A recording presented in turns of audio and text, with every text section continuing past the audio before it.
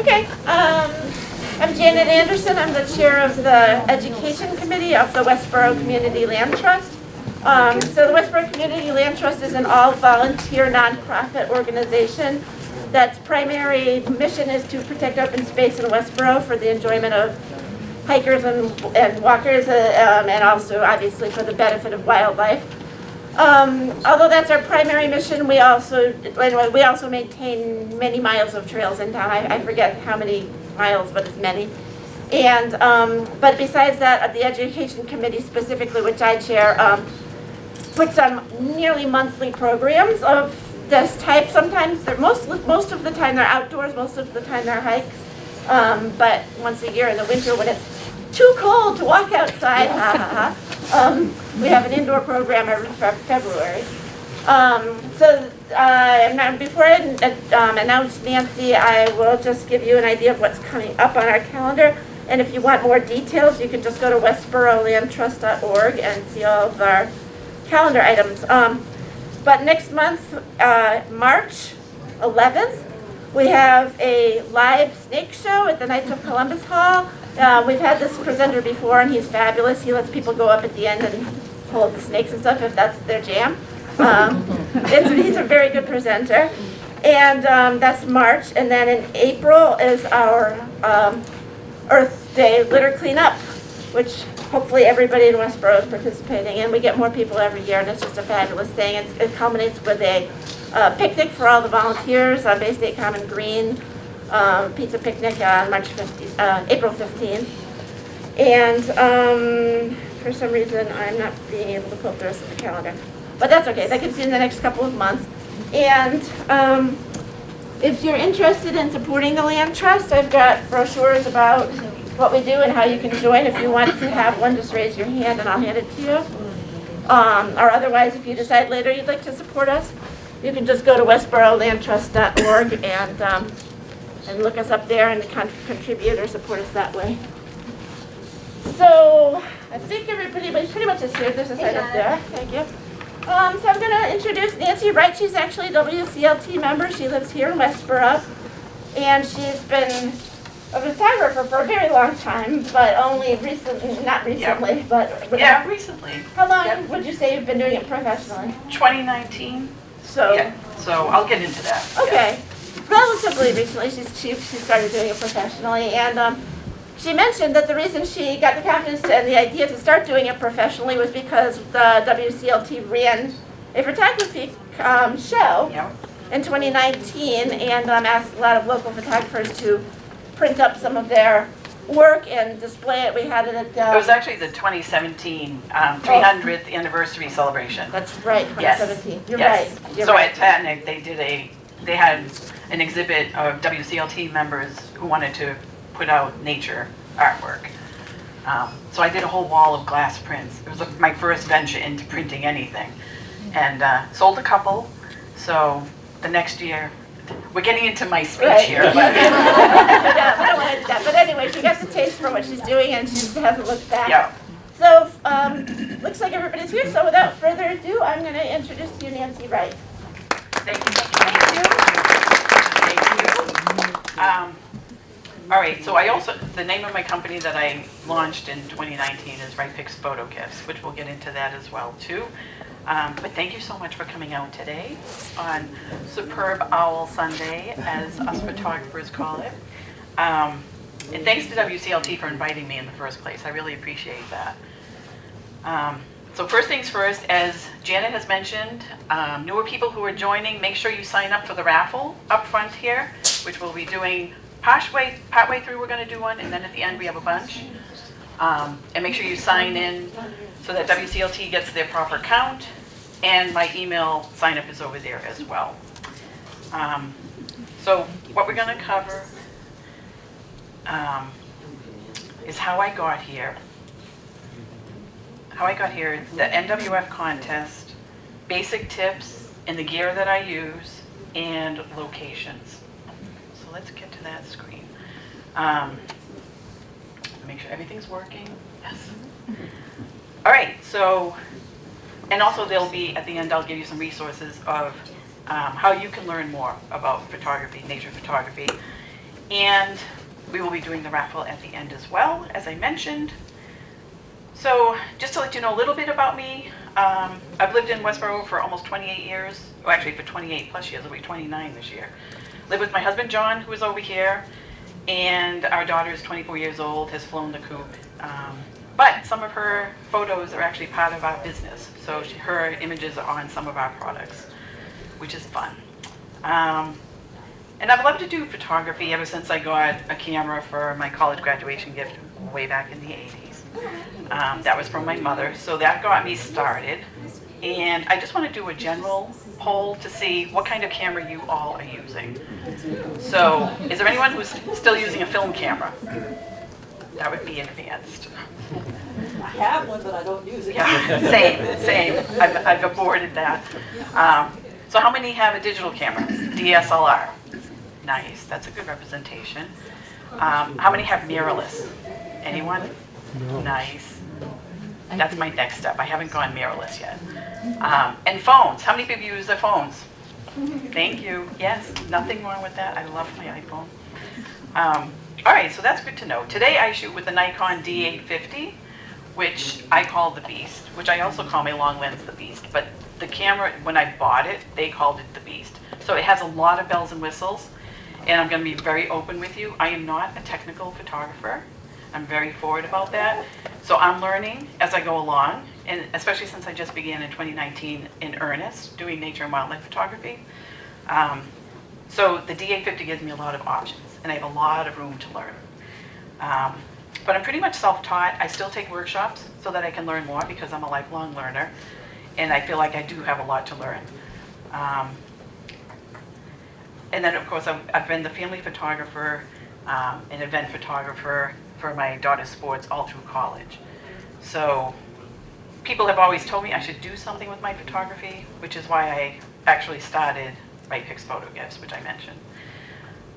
So I'm hoping today you get a couple of nuggets, learn a few things that you can apply to your own photography, no matter what you're using for a camera. So now we get into the fun stuff, the owls.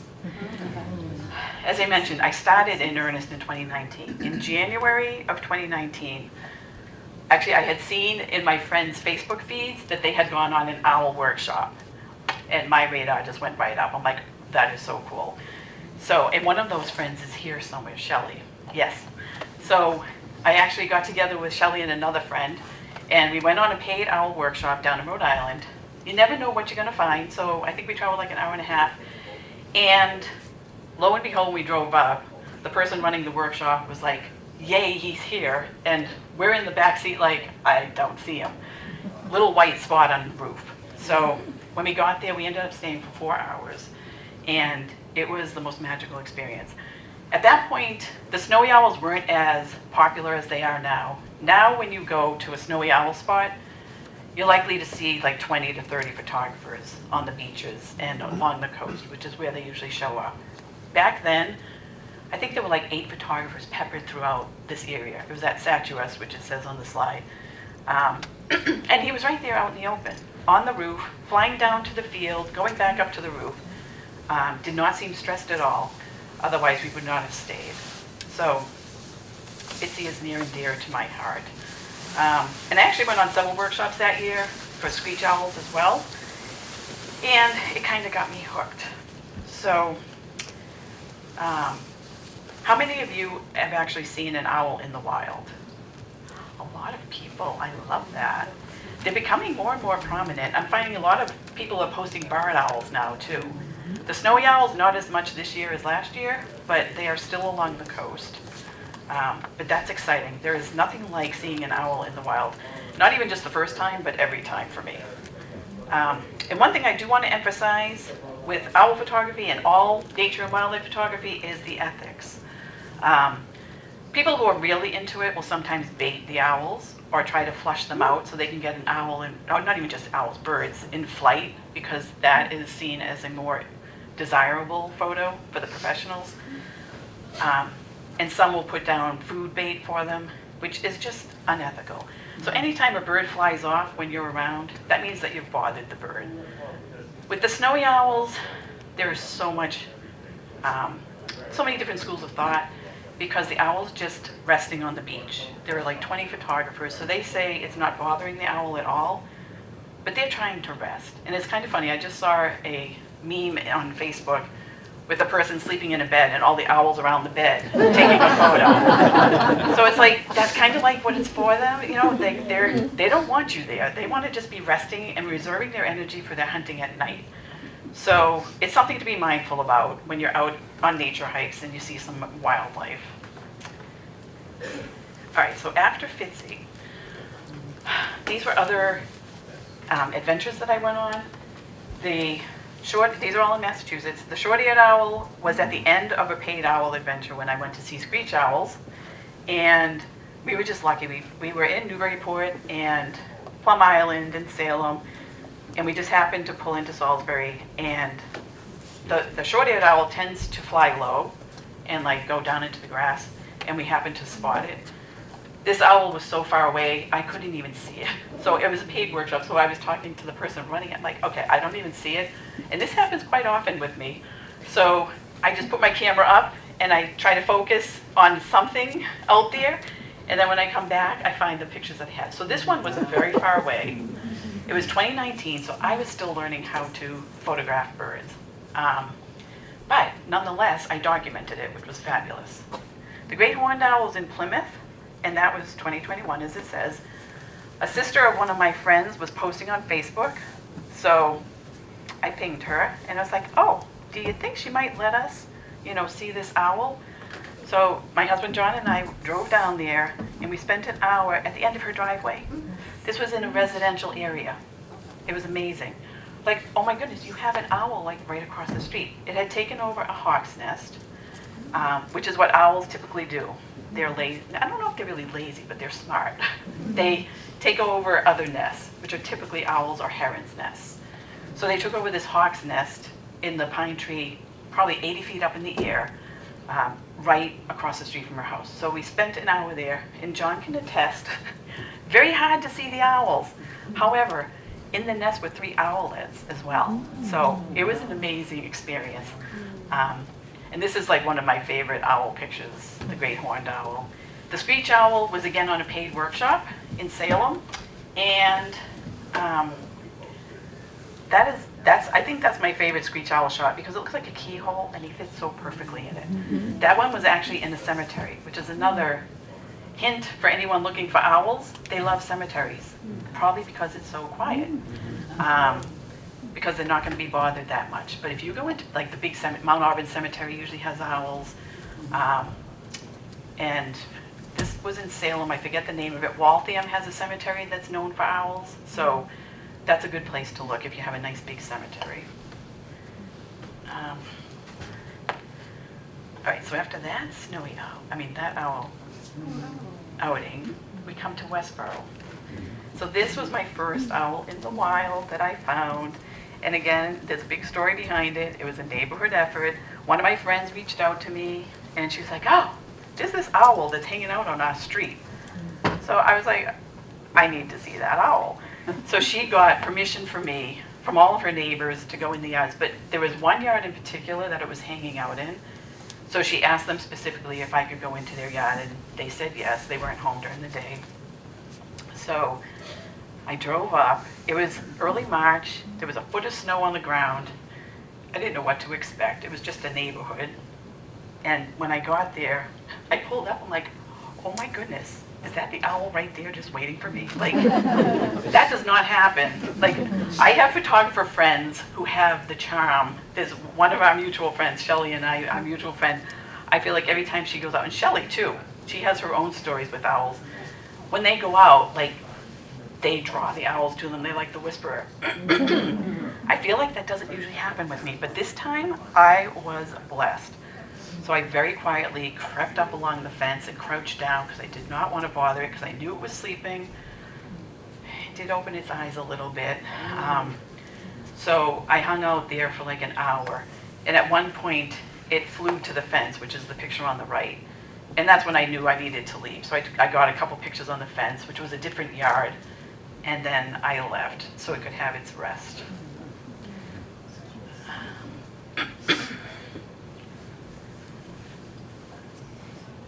All right, so this is another story. These stories, I love my owls. All right, Bart and Betty. Bartholomew and Elizabeth are the names that I gave to these two. This was with Shelley. Last year she invited me to go on a trail in Westborough, and she knew there were owls around, so we ventured out. Didn't know what we were going to find. I had my, oh, I forgot to introduce you. Had my baby with me, so I have, this is my camera right here. So that is my Nikon D850 with the Sigma 150 to 600 lens on it, and the tripod. So that's what I'm carrying around on my shoulder when I'm seriously going out looking for owls. So I had that with me, and you know, we walked a little bit and didn't see anything. Then all of a sudden there was movement, and the owl flew onto a lower branch, further away from us, but we knew it was there. So I set up shop and got a couple of photos, and then it flew further away and a much higher up into the trees. And amazingly, you know, so we moved a little bit, tried to get pictures of that, so far away, like you could barely see the owl. And then he started calling, and the other owl was calling back. Like, oh my goodness, this is amazing. And then the other owl flew in. So we got to watch them, as Shelley has called it, canoodling, which I love that word. And they were just loving on each other. It was amazing. Nuzzling and snuggling next to each other. So we got a few pictures. And again, you know, I think they ended up flying off before we actually got beyond them. We stayed further away so we wouldn't bother them. But that was a near and dear experience as well. And Sudbury Valley trustees actually picked up the middle image as their promo for their gala this year, which was quite the honor. Valentine. Yes, yeah. So that was another amazing owl experience. I love my owls. Oh, wow. All right, so this is going to show you for Bart and Betty. This is where we were standing. This was June of last year. So we're standing amidst all the ticks and mosquitoes, but willingly. And that red circle is where he flew. He's actually there. So that's circling the owl for the first place that we saw it. And then it flew way further down on the left, way higher. But that's just to give you some perspective. Oh, and I was going to mention quickly too, last week, when we were looking for, we think it's Bart or a descendant of Bart, we're not sure. I did find some owl pellets, which I created a video of dissecting the owl pellets. I don't have them processed yet, so they're not in this presentation, but if you sign up for the newsletter, they will be in the newsletter next week. And I don't know if you know what owl pellets are, Would but... you like me to pass one around while you're talking about there you it? go, yeah. So an owl pellet is everything the owl cannot digest. So it's bone, teeth, fur, feathers of their prey. But it comes out in this pellet form. And it comes out somehow. Yes, they cough it up. Yeah, so it's kind of, as I was going through it, I'm like, oh my gosh, this is so fascinating. Oh my gosh, this is so gross. Like, oh my gosh, this is so fascinating. But how gross. And the germs right in front of me right now must be terrible. But I found it fascinating. So if you sign up for the newsletter, that'll be coming. But that was, I was very excited to find my first owl pellets. All right, so now we're moving on to the barred owl story in the backyard. How many of you have heard of the Merlin app? All right, so quite a few, but not a lot. The Merlin app is fabulous. So with the Merlin app on your phone, you can sit there and you can listen for birds, or you can ID birds by picture. So if you take a picture of a bird, you have no idea what it is. You can also go online, but the app is on your phone. You can readily avail what it is. Or you can put in identifying features, and it will tell you possibility of what bird it is. So I was sitting in my backyard. John was on ASP last year, which is Appalachia Service Project for those of you who are unaware. So he was on a mission trip. Kaylee wasn't home. Sitting in the backyard by myself, getting the usual birds. And so I sit in the backyard and I put Merlin on to hear what birds I'm hearing, because I'm still learning bird calls. I am not a birder. I always say that. I am a photographer first. So I'm learning as I go. So I'm sitting there and it says barred owl. I'm like, yeah, right. I've been here 28 years. We've never had an owl. And like right on cue, the 2 owls flew onto the branch. So I'm sitting there, no camera, I just had my phone in my hand. And I'm like, I have to go get my camera. So I had a conversation with the owls. I'm like, please stay. Like, I need you to stay until I get my camera, please. Though it was dark out. It was like 8:30. So there wasn't a lot of light. So I knew I had to be fast. So I went in, got my camera. And even though it was dark, I got these photos. The settings were pretty bad as far as noise factor, but they're good enough to document it. So it was one of those cases where I was happy enough. It was more about the quality of the moment versus the quality of the photo, which is very hard for me because I'm a perfectionist and I like to get sharp photos. But what an experience with nobody home to share it with. So that was a little sad for me. But believe me, I pinged them. I'm like, oh my gosh, you're not going to guess what just happened. And the fun thing about these 2 is that we think they were siblings and juveniles. They are a little fuzzy on top on their heads, which indicates juvenile. And all they did was hiss. They showed up for 2 weeks at our house, same time every night, between 8:15 and 8:30, sometimes closer to 9 when it got further along. But they would, and actually, it started out with the 2 of them, and then one of them stopped coming. So it was just 1 owl after a while. So I think it was 2 juveniles searching for territory. And what was I going to say? So they were there for the 2 weeks, and then they just stopped all of a sudden. And the last, I knew what I was going to say.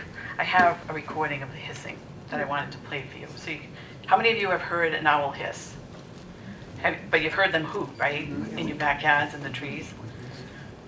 So I'm going to see if we can make this work. You have the owls hissing. Hissing? Hissing. This is how juveniles communicate. They hiss at each other. So they communicate that way to let others know where they are. So like if it's 2 siblings, it's like, hey, I'm over here. And they'll hiss. Or they'll give their location to their parents. When I was in Ashland one time. Sounds like humans. Yeah, exactly. Oh, yeah, well, yeah. I was going to say some kids don't want to be found, but. But yeah, definitely. When I was in Ashland one time, in between, like it was probably 2020, I think, and somebody had tipped me off that there were owls there. They were barred owls again. And I got there, and they were right where the person told me they were going to be. It was 2 juveniles again. And they didn't hiss too much, not like these, but they hissed a little bit. But then toward the end, they hissed louder, and all of a sudden I saw the parent like swooping in the background, and they went to the parent. So that was another amazing thing. And then the 3 of them were flying low through the forest. So that was cool. But yes, they do hiss. Let's see. I don't know if this is going to work. And we have to wait a little bit.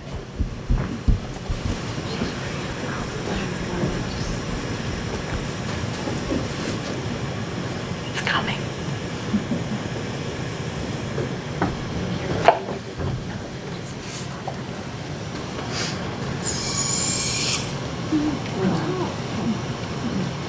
There's one more.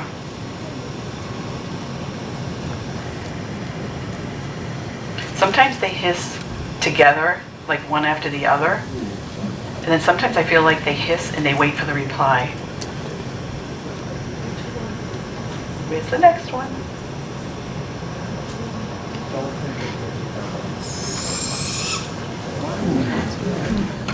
So, we got used to that noise in our backyard for 2 weeks, which I didn't mind, but it was nice to be able to tell their location. So that's Robbie and Robin from the backyard. And eventually John and Kaylee were able to join me, and we watched these. It ended up being 1 owl at the end, like I said, and we ended up watching them. It was amazing to observe them because they would start in the tree. They loved the neighbor's yard, and then they would fly over into our yard, which is kind of scary because we have an older dog. So we're like, okay, I hope they don't come during the day. So it would land on the swing, and then it would go on the shed's roof. And then we would see it fly down to the ground, you know, probably to grab a snack. and go back up in the trees. So it was just so much fun to experience it and to watch them flying as well, because they are silent flyers. And I don't know the science behind it totally, but I think it's the structure of their feathers. So when they fly, it's really quiet. Like you do not hear them, but you see them. So it's very cool. All right, I am going to pause for a second. Are there any questions on any of that?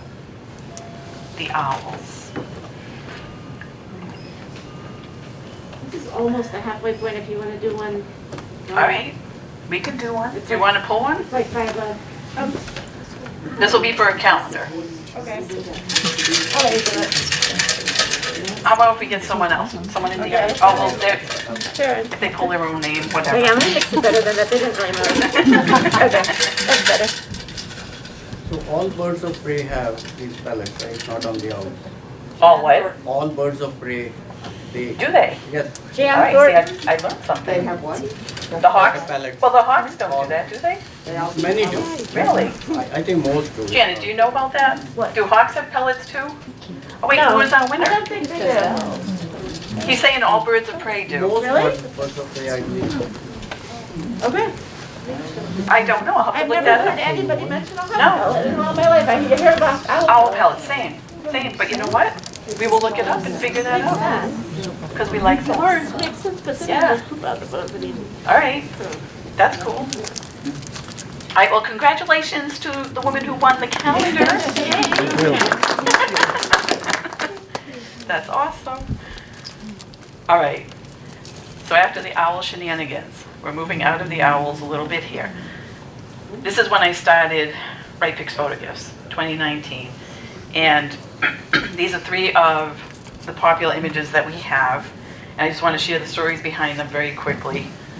We have a lot of hummingbirds in our yard.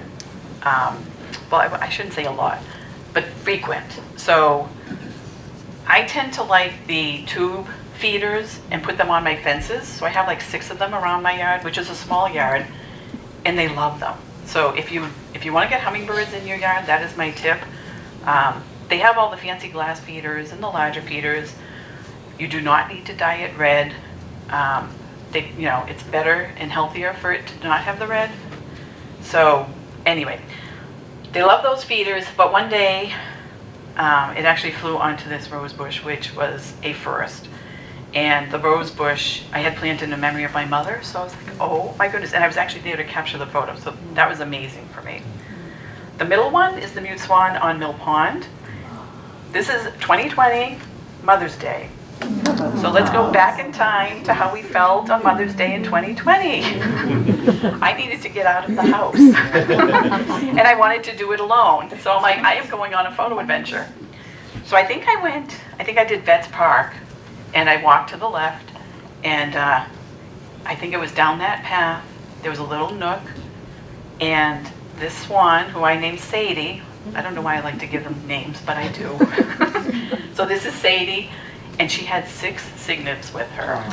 And it was late. It was probably around 6 o'clock. So I got to watch the 6 cygnets hop into the nest and go under her wings. It was amazing. So I have a whole series of photos around that, and this is one of my favorites. But there are some fun ones. There's one with the baby with its chin on the twigs of the nest because it couldn't get all the way up, but eventually it did. So anyway, that was that. And then the northern cardinal, everyone loves the cardinal images because there is the saying that when a cardinal appears, an angel is near, and a lot of people have the spiritual connection. So that's another popular one. Because it's winter, I had to put that in there.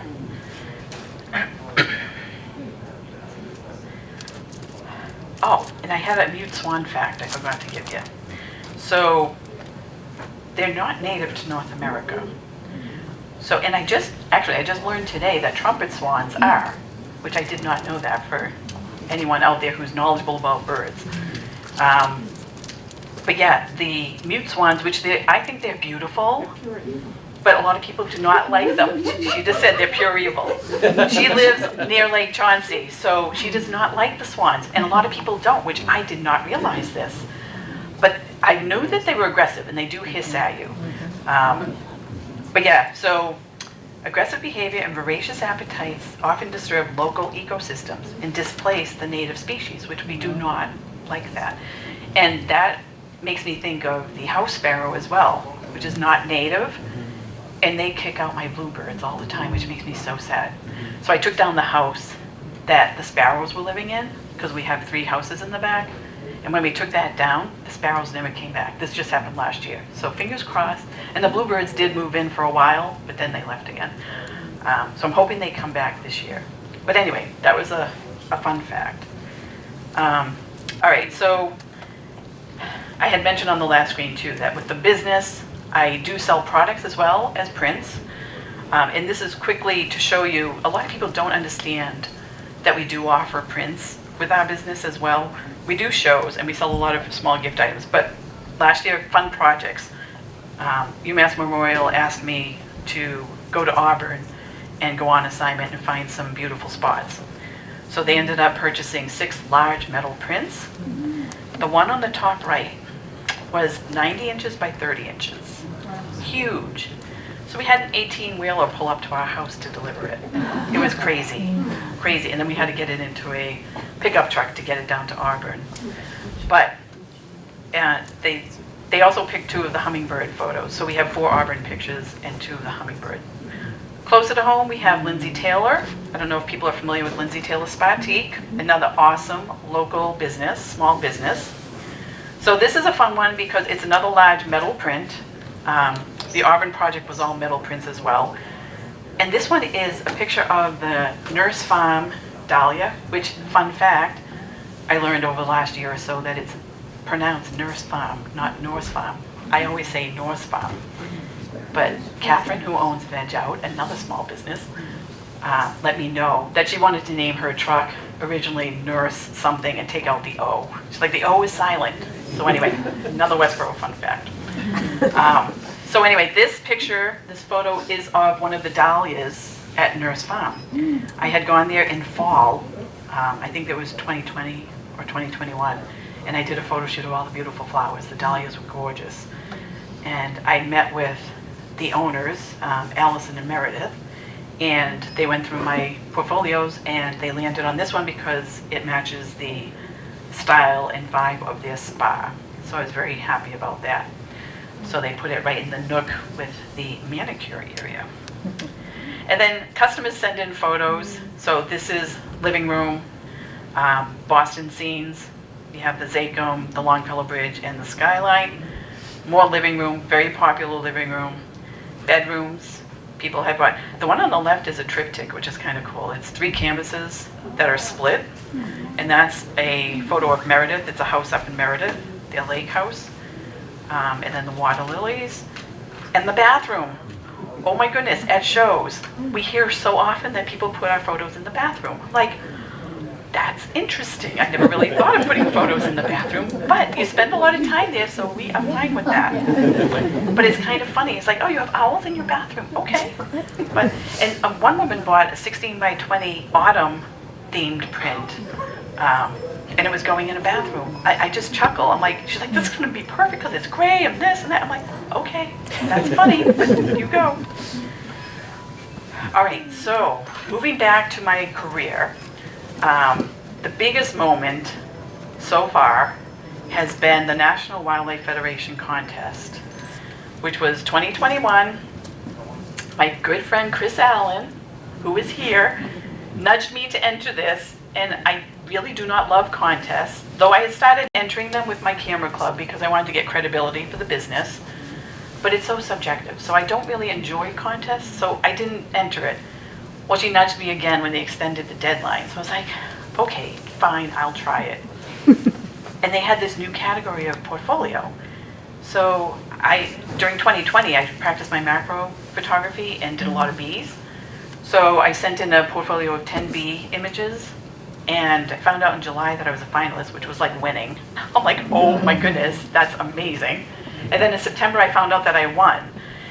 And, you know, again, I was like, are you sure? Like, so it was fabulous. It was a great experience. And then in March, I actually did a live stream with them, which, again, so nerve-wracking because it was live, but it went really well. And that is a huge feather in the cap. Congratulations. Oh, thank you. Thank you. I appreciate that. Thank you.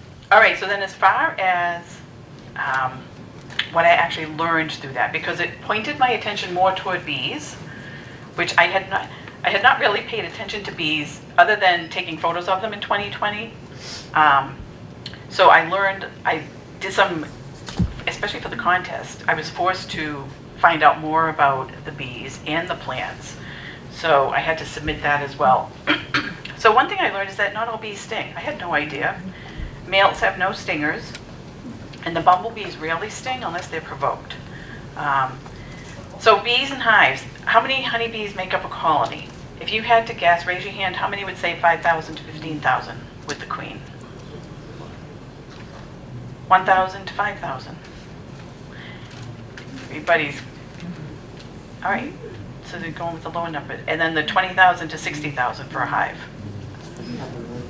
You people are in the know. It's the 20,000 to 60,000 and the one queen. And the lifespan is usually 6 weeks for the worker bees and up to 5 years for the queen, which I thought was interesting. And the biggest thing I learned, which was all over the place, is that pollinators, mostly honeybees, are responsible for 1 in 3 bites of food that we take. So they are extremely important, but the decline is horrible. As it says, they declined by 90% since 1962.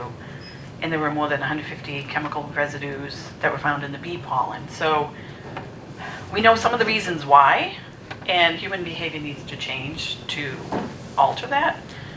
So things that we can do to help is plant a pollinator garden to encourage the bees to come into our yards, and use fewer lawn chemicals, which I readily admit I am still guilty of using too many. Like I put in a pollinator garden last year, so I've got that done. But the lawn chemicals, it's hard. So I have No matter to. what you're allowed with white people, it Exactly. really doesn't. Exactly. I have to do better. Side story that has nothing to do with that. Our lawn right now with our 15-year-old dog who can't make it to her pee area is going to be all yellow. So this might be the year to not use chemicals. But yeah, so I learned a lot. And again, I'm still learning with the bees. And I love the variety. There are so many different bees, which I didn't know that either. All right, so very quickly, I am not going to get into the technical stuff too much, but I do want to touch upon it. So here we have the 10 images, which you saw in the beginning of the presentation. And I put up the camera settings just so you can get an idea of what I was doing with my camera. The 90 millimeter are all the Tamron macro lens that I have. So most of them are using that. The 120 millimeter is what you call a kit lens, so it's like a 24 to 120 lens, which is more of an everyday lens. And I believe, yeah, those 2 photos are from Tower Hill. So I had, again, it was 2020. It was my first venture out. I went to Tower Hill, and it was a very windy day, so I had to adjust my settings accordingly, which you will see with the shutter speeds, which are the first number in all of these, and the f-stops. The shutter speed alters more than anything to accommodate the wind and the lighting situation. And then most of them are f8, which is a good standard place to start. But then you have to alter that as well to get either more light or less light. So I just wanted to let you know a little bit about that. Can you say which image won the contest? All of them. All of There's a them. portfolio. Oh, okay, the whole portfolio. So it was a new category that year that it was a portfolio. Oh, wow, okay. So all of these won? No. So I entered these 10 photos, Okay. and then I had to, when I found out in July that I was a finalist, I had to research. I probably didn't have to research it as much as I did, but I did. I don't know if you know Dr. Ryan, who has moved, but he was at the high school. He was a biology teacher, Dr. Ryan. And I reached out to him because I knew he was in charge of the beekeeper club at the high school. And he reached out to his colleagues. So collectively, we came up with so much information on the bee types and the plant types, which was kind of a nice team effort. So yeah, so it was all of these. All right, so this is very technical too, but if you want to learn the proper way to take photos, The exposure triangle is something that you should look up. And if you sign up for email, I will be sending out a handout that has links to different things. So this will link to the site to get you to learn more about it. Very quickly though, if you look at this image, you can see if you have a higher ISO, you're going to have more light coming into your camera, but it's going to be very grainy. So there's going to be a lot of what they call noise. If you have a high shutter speed, you're going to get less light, but it's going to be sharper if all the other conditions, line up. And then with the aperture, that's to help you with depth of field. So the higher number is going to give you more depth of field, so everything will be in focus, and the lower number is going to give you more light, but you'll have shallow depth of field. So if you want something blurred in the background, you want a lower f-stop.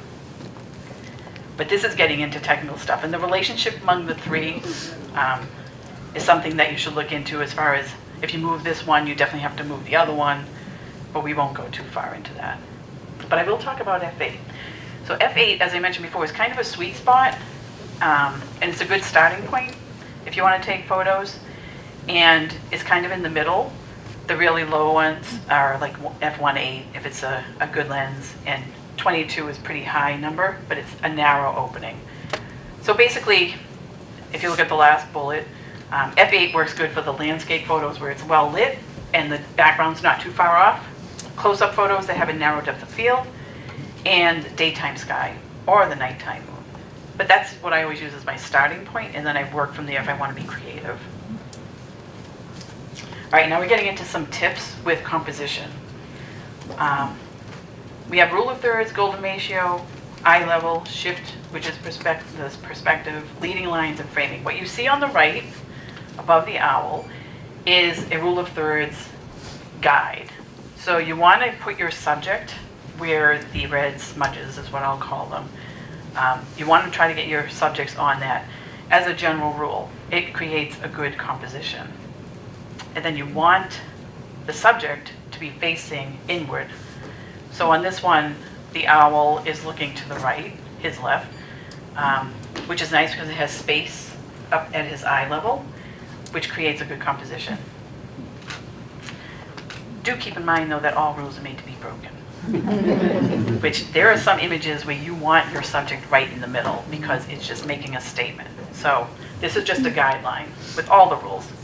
All right, golden ratio, admittedly, I just learned about this last week, but I was fascinated by it. But I am not a math person, so I'm throwing it out there for those who are geeky about their photography. The golden ratio creates more of a spiral, and it's based on the Fibonacci sequence, which is way beyond me. But I'm going to try to learn more about it.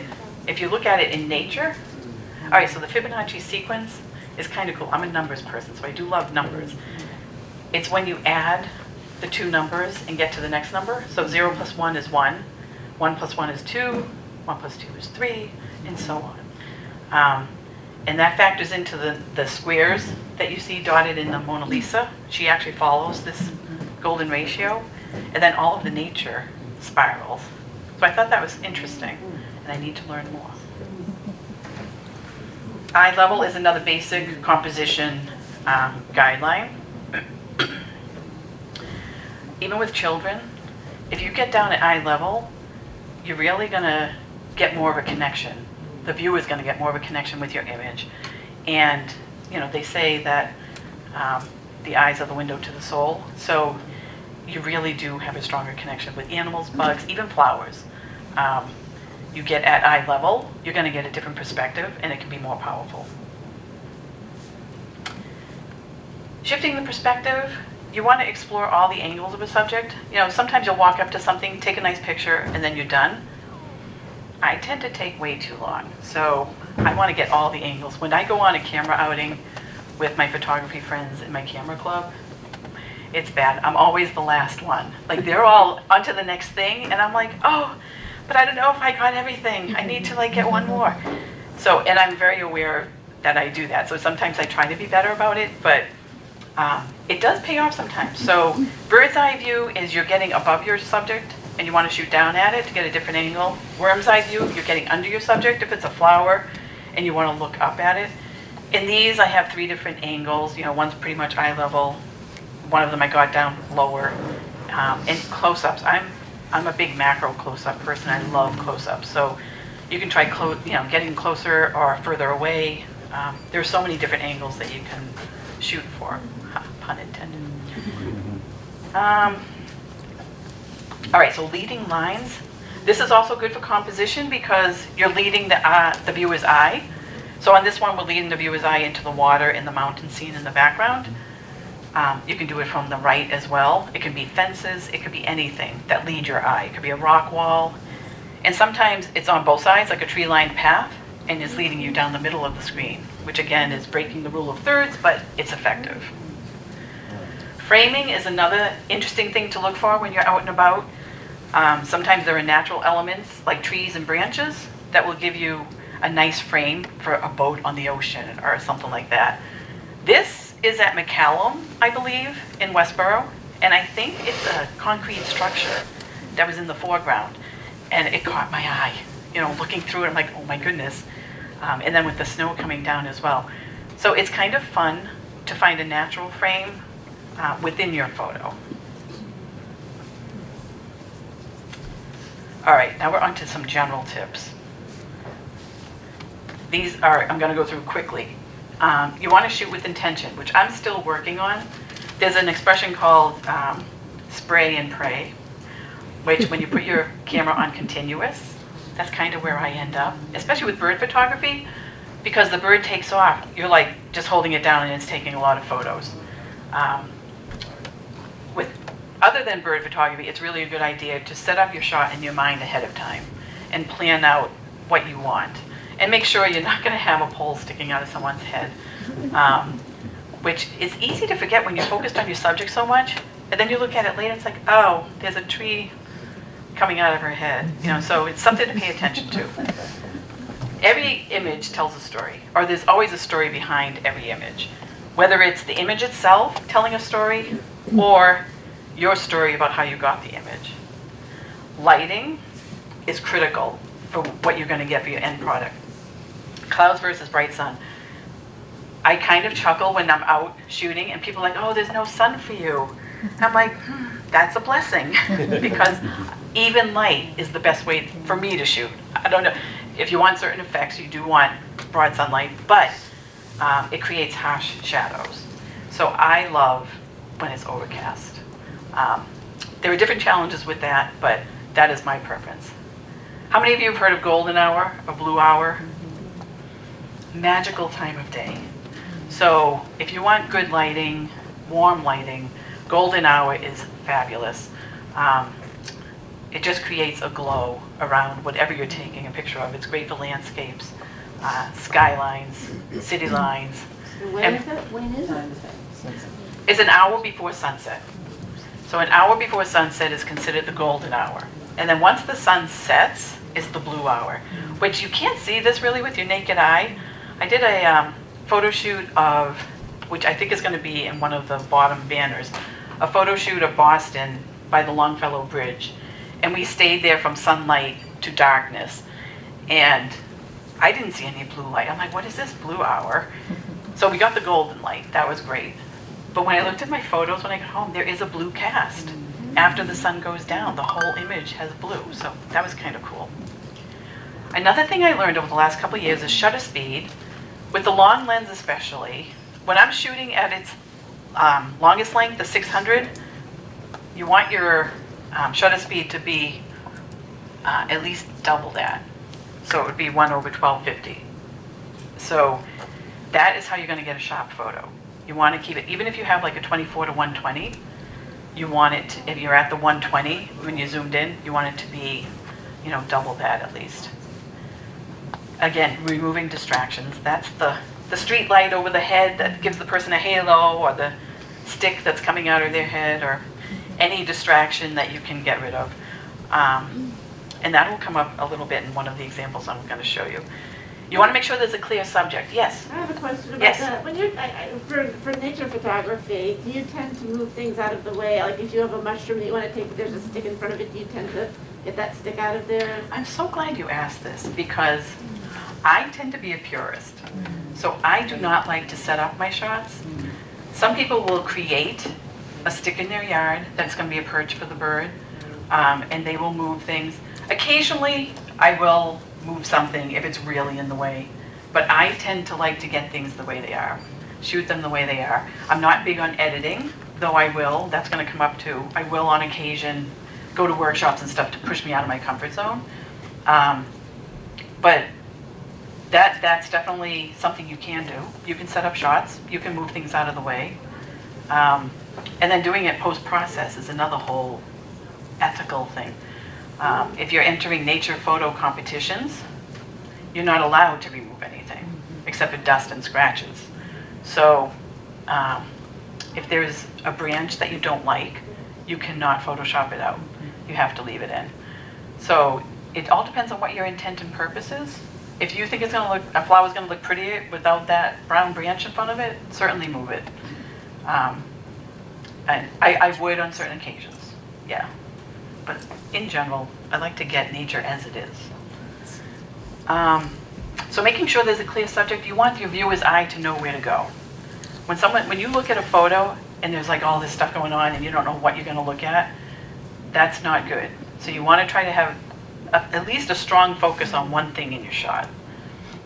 Negative space is the empty space, like on the bottom photo, we have some negative space to the right.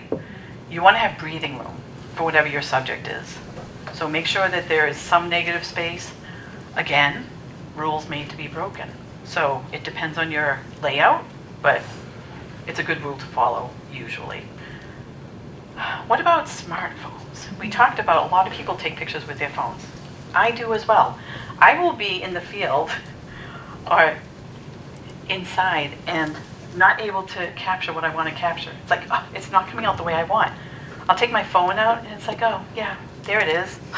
So I love iPhones and they definitely have a purpose and they're getting so much smarter and giving you more options with the wide angle lens and zooming in on an iPhone is not a good thing because you're going to lose pixels. So it's not really a good idea, as my daughter always tells me. Do not zoom in. You got to use your leg zoom. So you got to move your body and move closer to your subject. But I love using the smartphone. It definitely has a lot of potential. And then if you're interested in learning basic editing skills, any of the apps on your phone or Lightroom. Anybody use Lightroom? Photoshop is more advanced, but Lightroom. 3 things to focus on that will really help your images pop are shadows, highlights, and contrast. You play with those sliders and you're going to get some good results. All right, so now we have a test, a little quiz. Is this from an iPhone or a camera? Who says iPhone? And who says camera? The rest. It is iPhone. And this is one of our popular images, actually, that I put on Canvas. But that is iPhone. iPhone or camera? Who says iPhone? Camera? You can tell with all the details that that's definitely going to be a camera because the iPhone does not get that detailed. This one's kind of a giveaway. I forgot, and I actually put the Sunny 16 Starburst at the bottom. So this is, and this is what I was talking about, the Longfellow Bridge photo shoot where we stayed from daylight to nighttime. And the starburst on the streetlights is, if you put your camera on f16, that's what they call Sunny 16, it's going to give you the starburst, depending on the lens. So I would go on my camera club photo shoots and everyone's getting these beautiful starbursts and I just could not achieve it. So I didn't know what I was doing wrong. But then I tried my wide angle lens and this is what I got. So it depends on the lens. You check with each lens. But Sunny 16 is a good place to start if you're looking for starbursts. Another good thing to do with sun peeking through the trees when you see those images with the glorious sunburst coming through, it's always a good idea to keep the sun partially behind the tree and have the rays flow through and have it on Sunny 16 and you're going to get that. I'm still working on that, perfecting that, because I keep trying it and I've gotten some good ones and some not so good. iPhone or camera? iPhone? this is iPhone with one of the filters set on it. This was, I had just gone snowshoeing at Upton State Park, which is a fabulous snowshoeing place. I was on my way home and I looked over and I'm like, oh, I need to stop. It was a glorious setting with a very barren area with that white stuff that we don't have a lot of right now. But yeah, so that is definitely iPhone. All right, and I just wanted to show you very quickly. Again, I tend to be more natural with my photos, but you can, there's a product called Topaz, which has a line of products. And one of them is called Topaz Impressions. And you can get amazing painterly effects. So the image on the left is using Topaz, and it looks like it's kind of painted. The image on the bottom is using Topaz, and it's a different, you can select brush strokes, artist style. It's kind of amazing. But I don't like to go down that rabbit hole. I like to stay more with the natural stuff. Though I did a workshop, and the B in the middle is Photoshop using layers and masks, which is way advanced. I did the workshop and that was it. Like I'm not into that, where some of the photographers are really into all of the Photoshop capabilities. So the original image is on the right, and then the Photoshop object image is in the middle. It was fun, but I haven't done it again since the workshop. It's a lot, Photoshop's a lot of work. It's very robust and you need to be dedicated to it. It does have its, I do use it when Lightroom doesn't give me enough. I bump it into Photoshop. Some things are easier, but we'll leave it at that. All right, winter photography tips. Overcast days, you want to adjust your white balance. Do people know what white balance is? It's a setting in your cameras. I don't know if the phone has white balance. Does it? See, I'm not big on the phone photography. Well, we use Samsung Galaxy. I'm not sure if it's the same as iPhone. But you have it, yeah? Yeah. So I'm not sure if the iPhone has white balance. I should have checked that. But it has various settings. So you want to, if you want to get rid of, there's usually going to be a blue cast when there's snow. To get rid of that, you want to just adjust the white balance to cloudy. Or you could put it on sunny if it's a sunny day, and you'll get good snow pictures, because it's hard to take photos in the snow. If you're going out in the winter, you want to make sure you have a spare battery, because the battery will die faster in the cold weather. You want to use a lens hood to protect your lens and not change lenses outside because debris can get in. So when I go out with my 150 to 600 lens, these are my starting points. Shutter speed, I keep at 1250 so that it's the double the 600 because I know I'm going to be shooting far. F-stop, I start with 8 and I adjust accordingly. And ISO, you always want to try to keep it as low as you can because that's what's going to create noise in your pictures. Focusing on birds. If you have a DSLR camera, you want to do single point focus, so you get pinpoint focus. You want to focus on the head and the eyes. That is deemed the most important thing in nature photography with birds. You want to get the eye in focus. That is key.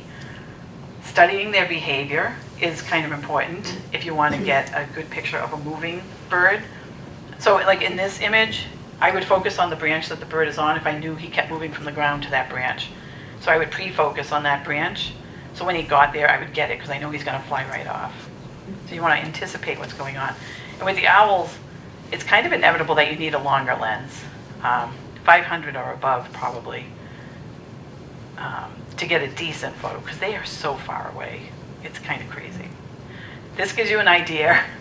This was my first swamp visit. I love swamps. Hashtag swamp lady. You can find so much in a swamp.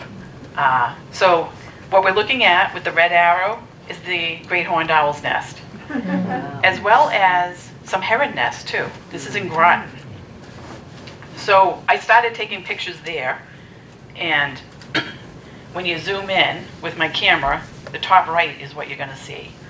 So it's like, oh, I kind of see, I don't know if I can, yeah, I can. I kind of see something right here, maybe something over here. And then when I got home and I edited, it's like, oh, there's the great horned owl, the 2 eyes, and that's the baby, the little fluff ball. So it's kind of amazing how far away you are and what you can get from it. This would not be an award-winning photo, but it documents the experience, which I think is fabulous. And eventually I did learn that I could walk along the left edge and get a little bit closer to those trees. But the owls didn't cooperate when I went back and did that because they weren't there. So I did not get photos of that. All right, so these are sanderlings at Plum Island. This was from a snowy owl adventure. But I have a question for anybody. What could be better about this photo? What's good about it? What's bad about it? Anyone? I would be happier if the one on the left faced us, but I guess you can't do much about that. If you turn that way. But what else do you think would make you feel better about looking at the photo? Especially with the one on the left. I was going to say more space on the left, so it looked like they were going Exactly. So with the rule of thirds, this is all in the middle, which is great. And in the photography world, having 3 of your subject is preferred. So it's nice that there are 3 of them because it's more balanced. But they're all facing to the left and there's nowhere for them to go. They're going to run into the edge of the photo. So you definitely want more breathing space on the left. What about this one? What do you think could be better about this? What's good and what's bad? I like that his head is in a third place. Yep. The rule of thirds, he's over by the left side, which is good. What's good is that his eye is in focus. That's the first thing I look for, and I think most photographers would look for. Is there anything about this that bothers you? Because it bothers me. Nothing? I guess because the branch going up in the middle of the picture. The branch going up in the middle. All right, so what bothers me are these. It's like, oh, this is noise to me. And I feel like the image would be much stronger if it were just this single branch. I disagree. You disagree. All right, you think it gives it more content and context. I think so. All right, that's good. That's good. I feel like too, there could be more room to the right of him to put him more on the rule of thirds line. I feel like there's not enough, like what's he looking at? There's not enough space, but it's interesting. And then it's good to note in this one too, the blurred background, so it's a shallow depth of field.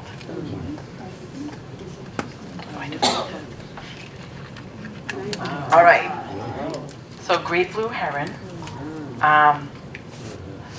What rule did I break here? Oh, I don't know if I talked about it yet, actually.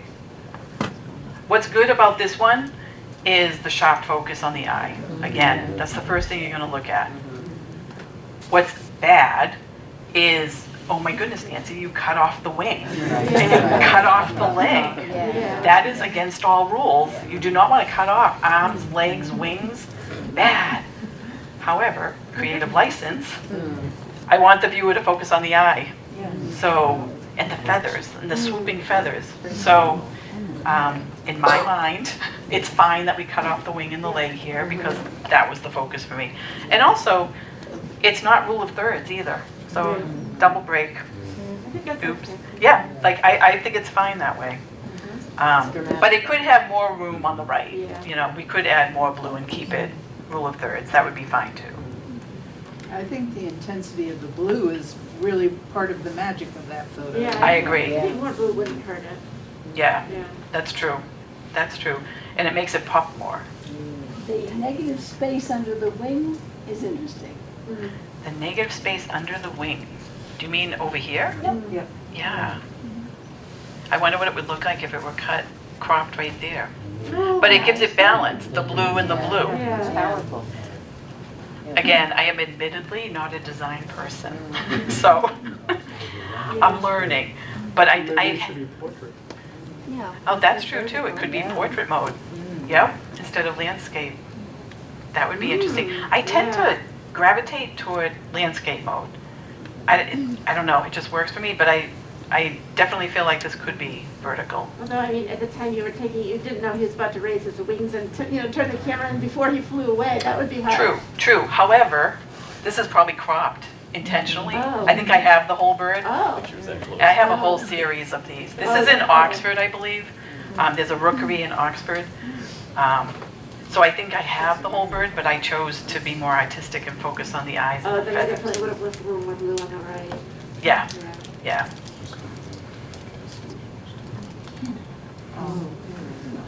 All right, so I forgot to mention this in the beginning. It is Super Bowl Sunday. Who's playing? Who does Nancy want to win? Sorry, that's just a sidebar thing. But yes, this is in honor of the Eagles. However, I do want to get your input. So this is in Southborough, and I think these Eagles are back. I don't usually like to give up locations on animals or birds. However, this one is very well known. Everybody knows about it. They're called White and Bagley. So there's your big clue. There might be a road with that name. So these birds are on an island in Southborough. You can see it right from Route 9. Yes, you drive by, and that's actually what happened with this photo shoot. John and I were coming back from somewhere, and I'm like, oh, John, the bird's there. It's the eagle. So we went home and we went back. It was like 4 o'clock. They're always there. You can go anytime you want. I forget what month this was. But anyway, we came back with the camera and we went into the woods, and I did get a few images. However, with that said, do you think this image is fine the way it is? Is that eye in focus? I can't tell from here. It looks a little fuzzy from here. Well, it was very far away. So it's not as sharp as it could be, so that you have a good eye. You have an eagle eye. You are correct, because it's not as sharp as it could be. And I was very frustrated this day because I couldn't get them to come out sharp because it was far away. And the light might not have been perfect. All right, and I'm going to fess up to you all that this sky is not the sky. I forgot to put in a picture of what the sky was. It was a drab gray sky. It had just rained. It was awful. So I'm like, I need to do something. So just for fun, I think it's Photoshop, not Lightroom. Has a sky replacement. Does Lightroom have that now? Anyone? I think it was Photoshop. And they have a sky replacement. So you just pick a sky and it puts it in the background for you. So the eagle deserved a better sky. So I gave him a better sky. But also, doesn't that give it too defined an edge? It almost looks like you cut it out and glued it on. It doesn't. You lose like the subtlety of its feathers, or no? I don't know. I'm not sure what you're saying. I'm just saying. Against the sky? I'm saying that the edge of the bird seems so crisp that it almost seems like unrealistic. Like there might have been some fuzzy. You know what, got lost. that is probably a product of sharpening. So Topaz, which I mentioned earlier, has a sharpening product, and when you sharpen too much, that's what happens. But this was, I needed it to be sharper because it was not in focus. So I think that's why that happened. But you're absolutely right. And another thing too, I feel like would make this a stronger image is if there were more of its habitat in the image. Just sitting there on the branch is nice. Photo competitions, they want your photo to tell a story. This doesn't really tell a story, it's more of a portrait. So I think if I had more of the tree, which was a barren tree, I think it would create more visual interest. But I zoomed in, because I like to zoom in, and I wanted to see what it would look like with just a single branch. All right, so quickly on macro photography. Your tips for macro photography are you don't want any wind if you're using a macro lens. You want to use a tripod for the shake factor. Again, you want to explore all the angles. I was on the ground for this one. No flash. A natural light is definitely the best, so I don't even own a flash. I try to make everything work without a flash, and if it doesn't work, then I abort. Use shade to your advantage. As I mentioned before, the harsh sun will create a lot of shadows. So I like to be in the shade, give me the even lighting, and it helps me technically. Overcast weather. And then Lens Baby, for anyone who's interested in exploring creative macro photography, the Lens Baby lenses are fabulous. Difficult to learn. I have one and I haven't played with it enough. But Lens Baby is a good brand to look up if you want to play around with macro, which is close-up photography. Very quickly, I'm going to show you what I use for my gear. And it has the pricing underneath so you know what the investment is. I have the D850, which I talked about. Oh, and another factor too, if you have a nice camera, like a Canon or a Nikon, It's always best to match up with the lens that is their brand. Your camera's going to work the best if you have a Nikon or Canon lens with it. I do not, because they're very expensive. So I have the Sigma. Sigma and Tamron are two very good brands, very popular. So I have the Sigma 150 to 600, my baby beast over there. The kit lens I use now is 24 to 70. And the reason it costs so much is because it has a lower f-stop capability. That's why the price goes up. For macro, I have the Tamron 90. Remote control shutter release is a good thing to use. You attach it to your camera, and you're not touching your camera when you take the photo. You're touching the wire shutter release. The macro focusing rail I tried using in the backyard, and that's so you can move your camera easily in and out. And then the tripod and the fluid ball head is amazing for bird photography too. But that way you can move your camera in and out easily. All right, for the special lenses. Wide angle lens I have is a 14 to 24, and it's a Nikon, so that's a pricey one. And it's interesting because it has a concave lens. I think it's concave, not convex. It goes out. So you cannot put any filters on it, which is interesting. Is that convex? I think so too. Concave, I think, goes in. Thank you. Caves in. That's what I was thinking. Thank you. My portrait lens is a 50 millimeter. And the f-stop goes down to 1.8, so you're going to get some fabulous photos. A lot of people use the 50 or the 85 for portrait lens. And there's also the 35, but I like the 50. That's what I used to use for my Sterling Shelter puppy shots. I was a volunteer there for 6 years, and that was my go-to lens. For the low light lens, for Kaylee's basketball games in high school, I used the 70 to 200 with the low f-stop again. The low f-stop is what's going to rise that price. So that was at a 2.8. It's a great lens for low light and action and zooming in. So it was good for sports of all kinds. Westborough locations. This is my buddy from McCallum. McCallum, we visited for the first time, John and I, during the pandemic. We had never been there before. Oh my goodness. Love McCallum. It's my favorite place now. So I use the entrance on 135. You can get to it from Chauncey as well. But if you go in the entrance to 135, the water is right there. And a lot of birds hang out there. And you get swallows as well that'll fly through. It's amazing. I've gotten a green heron there, an egret last year. So there's a lot that hang out there. And then you go further back, and that's where I met this guy in the second body of water. The herons like to hang out there, the great blue herons. Lake Chauncey, I love the gazebo entrance. If you go in there, you can have a field day with warblers migrating through. I got in the fall, I got a indigo bunting. I thought it was a bluebird. It was so far away that this is how I operate. I see something move, I take a picture. So far away, I saw it moving, focused on it with the long lens. And I saw a flash of blue, so I thought it was a bluebird. I'm like, oh, that's cool. I got home and I'm like, OMG, it's an indigo bunting. I had never seen one before, so that was fabulous. Mill Pond has many opportunities.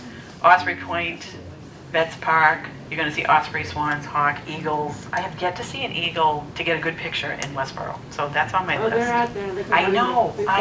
I watched one in a dog fight over the ice. It was the duck and the Yes, eagle, and yes. the eagle got on top and put the duck down. Yeah. Those I don't like, but yeah. I'm not a predator-prey person, but yes.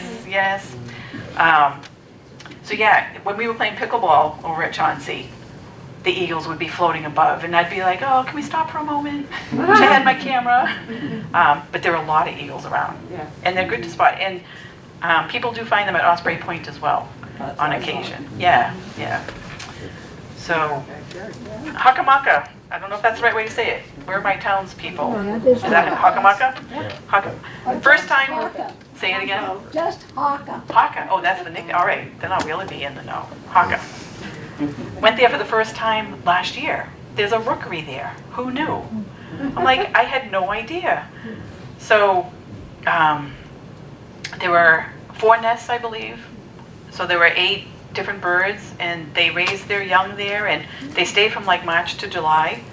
I would go there, and there was a gentleman there every time. Like, I would go once a week, and he lived near there, so he was there all the time, and he got some fabulous shots. But again, it's super far away, so it's hard to get pictures for the average person, but with a beastly lens, you can get decent pictures. Again, they wouldn't be award-winning pictures, I don't think, but because they're so far away, so it's hard. But Nurse Farm is another one. Flowers, fields, horses, goats, cows. So many opportunities to try your creative photography. In my backyard, oh my goodness. My office window is my blind. So I just roll over to my window, and I've had so many different kinds of birds come through our yard. We have a wooded area in the back and a fenced-in yard, and many bird feeders. So, you know, they all stop by. I did the bird count last year for the first time, which is another thing I wanted to mention. The Great American Bird Count, for those who like the birds, is coming up February 17th to 20th. Last year I did it for the first time, where I officially logged for 2 hours. I was in the office, so I would bop over to the window. It's not like I was staring out there for 2 hours, but I would bop in and out. 16 different species of birds. I was amazed. I'm like, oh my goodness, like that many in the period of 2 hours in February I thought it was kind of amazing. So there's a lot right in your own backyard. All right, so as far as favorite places, this is the National Wildlife Bee Portfolio locations where I got the 10 different bee images. And I'm sure you've all heard of Tower Hill, yes? Tower Hill in Boylston is a magical place, and there's something different every time you go, no matter what season you go. Right now they're having an orchid show indoors, which I've done photos there too. Fabulous. The pond is my favorite area at Tower Hill. Frogs, turtles, fish, like the gamut. Stevens Coolidge House and Gardens in North Andover is another very cool place. It's similar to Tower Hill, but I don't think it's as big, but I'm not positive. But it's an older mansion type of house where Isabel Stewart Gardner's nephew once lived, if I have that right. Let's see. Yes, Isabel Stewart Gardner's nephew lived there. And then Acton is a gem that I discovered in 2020 as well. One of my friends brought, well, it was a couple of our camera club friends. And we drove in, and they have 65 acres of town conservation land with open meadows, woodland ponds, a glacial esker, which I had to look up, and a bog. Like, it is a plethora of nature there. We got there were 4 of us, and we spent an hour in the first garden right at the parking lot. So many different bees. It was July. And one note about taking photos of bees, when it's really hot, the bees slow down, so it's easier to get photos, and they don't fly off as quickly. We got like 5 to 7 different types of bees in that 1 hour. It was amazing. I went back there again last year, and I didn't have the same experience, but I don't think it was middle of summer either. But that was really cool. So Acton Arboretum, I highly recommend. It's a gem. All right, so if you want to learn more, these are the places where I have learned. Hunt's Photo, they have a lot of online courses as well as workshops and adventures. Definitely look them up. Scott Kelby is great for online as well. I've never done anything in person with his trips or anything. Dave Long is a local photographer. He is fabulous and so patient. I've done the lavender outing with him at Summit Winds in Holden. He does a lavender and a sunflower, which I don't know if the sunflower is going to happen again, but they are not open to the public, but he gets access. So you go and you have like 3 hours to shoot there, and they set up props and everything. It's amazing. Highly recommend. The Blue Hour Photo Ventures is another well-established place to go on workshops, local workshops. Peter Christoph, he's the one that brought me on my owl adventures.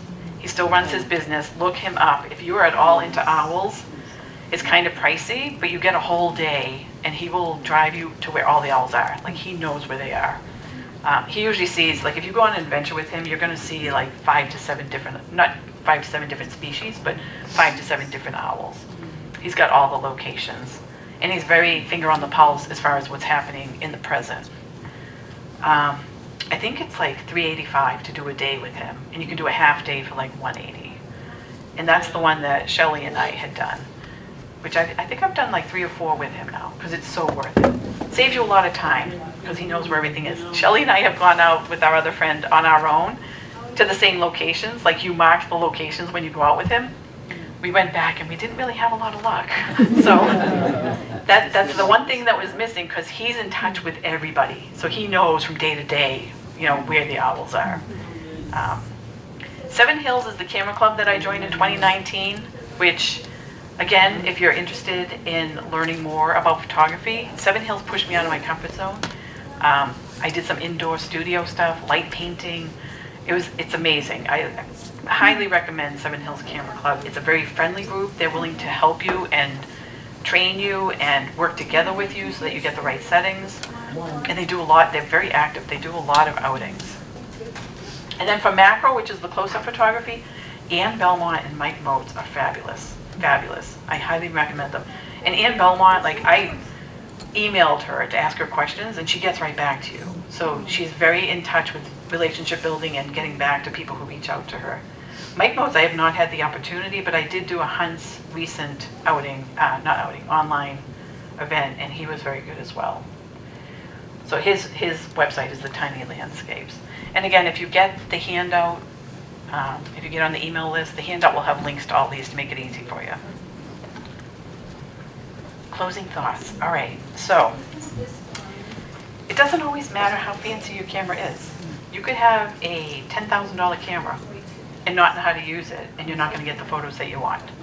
So, and when people say, oh my gosh, your camera takes such good pictures, a lot of photographers are offended by that because the camera's not taking the pictures. So you have to think of it that it's all the decisions you're making. So when you're using your phone, you're deciding how you're setting it up. You're deciding if you're going to do anything fancy with it. Same with the cameras. I need to decide, do I want this to be straight on? Do I want it to be creative? And it's all the different, the exposure triangle numbers that you're working with. Sometimes the quality of the moment is more important than the quality of the photo. And a good example of that was the backyard owls. I was so disappointed they didn't come during the day, but I was so happy I got what I got. And just being in the moment with any owl is glorious for me. Every story, we talked about this a little bit too, has a story behind it. If you look at any of my photos in my galleries, there's a story, whether it's the story of me getting the photo or the picture itself telling a story. And experience really is the best teacher. I say you have to go places to go places. And I try to keep that in my head, but I don't get out enough because I'm running the business, so I'm stuck at my computer doing a lot of the business stuff. If I had my way, I would be out every week doing something. And the more you get out, the more you learn. And the camera club was key for that for me too, because I got out on workshops with them. So it pushed me to learn more about my camera through them, which was awesome. And the 3 things that we all need to make stunning photos is the good luck, the good timing, and patience. For sure. Being there in the moment that the bird takes off. I'll look out my backyard window and it's I can't believe I just saw that 2-second thing that just happened. Because if I didn't look out at that time, I would have missed it. So it definitely does take a lot of patience too. Sometimes I'm stuck at McCallum or somewhere else in Westborough. Oh, do I wait another 5 minutes? Because I really think he's going to come back in. Or do I leave and try to find something else down the path? So again, decisions that you're making. Peter Christoph will wait for 4 hours for a shot that he knows he wants. I am not going to do that. I can tell you that right now. I'll wait 10 or 15 minutes, but I'm not going to wait hours. I don't have time for that. All right, so let's see. All right, so this is just, if you want to buy anything from Right Picks over the next week, I will donate 20% to Westborough Community Land Trust. I'm very grateful to them for having me today. And the raffle. One other thing I wanted to point out too is to definitely make sure you notice the little things. So when I'm out on a walk with John, our friends, we have to announce ahead of time, is this a camera walk? Is this an iPhone walk or is this an exercise walk? So I tend to notice all the little things. So during the pandemic when I would walk with Kaylee and John, they would be far ahead of me, like, okay, we're gonna keep going. And I would be stuck in one spot getting all the angles. So, and I just have that natural eye, like I am drawn to these little things. I was in the backyard the other day and there was this one leaf. I'm like, oh, that looks so cool, I need to get my camera. But other people would walk by. I had a branding photo shoot for my business. So it was another photographer I was with, and it was in the fall, and we're walking along the trail, and she's like, all right, where do we want to set up next? I'm like, oh, wait a minute. Got my phone out. I'm like, there was a leaf standing up, a red leaf, like standing up on edge in the middle of the path. I was like bending down, getting a photo of it, which she got a photo of me doing that. But that is my life. Like, I can't help it. It's just like in my writing career, which I was a writer first, I'm a proofreader, and it's a blessing and a curse. Like, I notice all the little things. So in nature, it's amazing what a lot of people miss because they're just walking, looking straight ahead. So do take the time to notice the little things. And definitely be grateful for what you do see. And I'm very grateful today that you are all here. So thank you, thank you, thank you.